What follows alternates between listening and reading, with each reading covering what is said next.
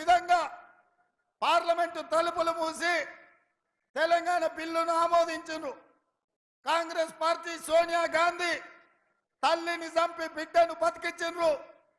ఇట్లాంటి మాటల ద్వారా 60 ఏండ్ల తెలంగాణ ఆకాంక్ష 1200 మంది తెలంగాణ బిడ్డల ఆత్మ బలిదానాలను అవమానించే విధంగా పార్లమెంటులో మాట్లాడిండు.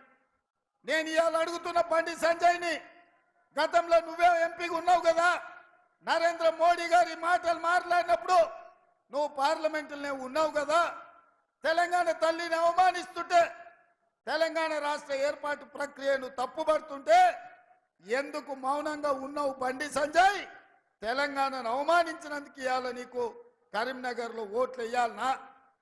ఇవాళ ఈ తెలంగాణ రాష్ట్రానికి నరేంద్ర మోడీ ప్రధానమంత్రిగా 10 ఏళ్ళు, పార్లమెంటు సభ్యుడిగా 5 ఏళ్ళు నువ్వేం తీసుకొచ్చినావో ఈ ప్రజలకు సమాధానం చెప్పు. ఆనాడు అయ్యో పాపం పేదోళ్ళ బిడ్డ గుండో అరగుండో ఏదో ఒక గుండు గెలవని కదా అని ఈ తెలంగాణ ప్రజలు నీకు ఓటేసిరు. మరి ఈ 5 ఏళ్లల్లా నిజామాబాద్లో గుండు కానీ కరీంనగర్లో ఉన్న అరగుండు కానీ ఇవాళ తెలంగాణ రాష్ట్రానికి ఇచ్చింది లేదు, తెలంగాణ రాష్ట్రానికి తెచ్చింది లేదు. నరేంద్ర మోడీ గారు జాతీయ ప్రాజెక్ట్ ఇవ్వలేదు, నరేంద్ర మోడీ గారు ఐటీఐఆర్ కారిడార్ ఇవ్వలేదు. ఇవాళ ఈ తెలంగాణ రాష్ట్రానికి నరేంద్ర మోడీ భారతీయ జనతా పార్టీ ఇచ్చింది ఏంటంటే గాడిద గుడ్డి ఇచ్చిండ్రు. ఇగో ఈ గాడిద గుడ్డే 10 ఏళ్ల తెలంగాణ రాష్ట్రానికి నరేంద్ర మోడీ ఇచ్చిండ్రు. నేను ఇవాళ అడుగుతున్నా, మా సీనన్నని ఇట్లే పట్టుకోమంటున్నా, దీన్ని మాట్లాడినంతసేపు పట్టుకొని పేద ప్రజలకు తెలంగాణ సమాజానికి చూపించు. ఎందుకంటే తెలంగాణకు బీజేపీ నరేంద్ర మోడీ ఏమిచ్చిండయ్యా అంటే కర్ణాటకకేమో చెంబిచ్చిండు, ఆంధ్రప్రదేశ్కేమో మట్టి చెంబెడు నీళ్ళు ఇచ్చిండు, తెలంగాణకు మాత్రం గాడిద గుడ్డిచ్చిండు. ఈ గాడిద గుడ్డిచ్చినందుకు గుండు అరగుండుకు ఓటేయాలనా నేను అడుగుతున్నా.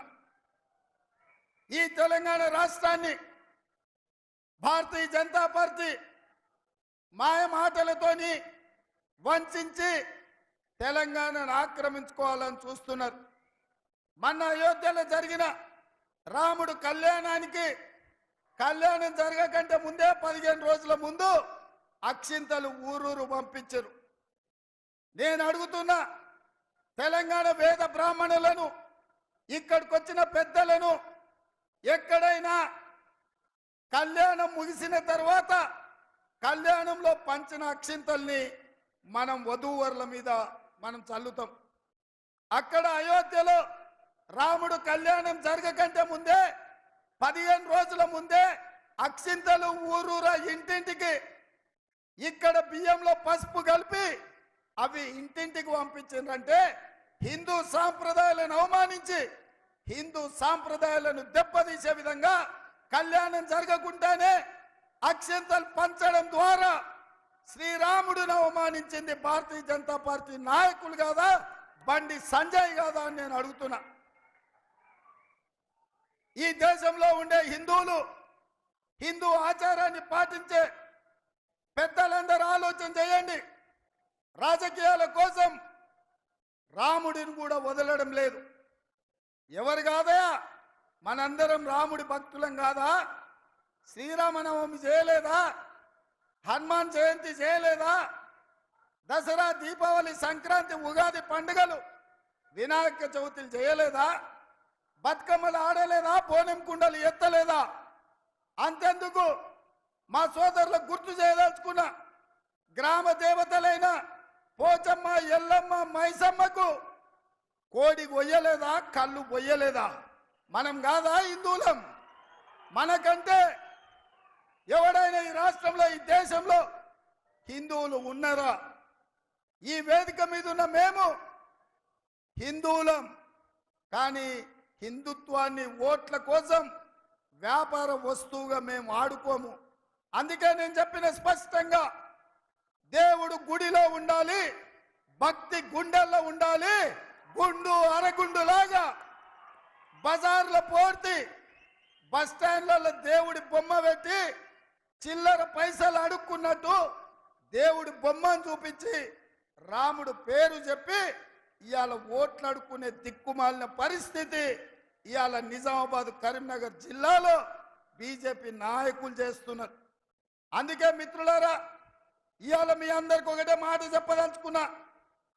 కాంగ్రెస్ పార్టీ రాహుల్ గాంధీ వీళ్ళే కాదు, వారసత్వంగా మనకొచ్చిన జవహర్లాల్ నెహ్రూ గారు, మహాత్మా గాంధీ గారు, వల్లభాయ్ పటేల్ గారు, సుభాష్ చంద్రబోస్ గారు దేశభక్తిని వాళ్ళ నుంచి పుణికి పుచ్చుకోవడమే కాదు, జవహర్లాల్ నెహ్రూ గారు డాక్టర్ బాబాసాహెబ్ అంబేద్కర్ ద్వారా రాజ్యాంగాన్ని రచించి ఎస్సీ ఎస్టీ రిజర్వేషన్లు కల్పించి రాజకీయంగా విద్యా ఉద్యోగాలలో దళితులకు గిరిజనులకు రిజర్వేషన్లు ఇచ్చి ఇవాళ ఈ దేశంలో కవంపల్లి సత్యనారాయణ లాంటి వాళ్ళు డాక్టర్లైనా, ఆరపల్లి మోహన్ లాంటి వాళ్ళు లాయర్లైనా, అట్లూరి లక్ష్మణ్ లాంటి వాడు ఎమ్మెల్యే విప్ అయినా ఇవాళ కాంగ్రెస్ పార్టీ ఈ ఎస్సీ ఎస్టీ రిజర్వేషన్లు ఇవ్వడం వల్లనే పక్కనే ఉన్న బలరాం నాయక్ మన కేంద్ర మంత్రి అయినా ఇవాళ పార్లమెంట్ ఎన్నికల్లో పోటీ చేస్తున్నా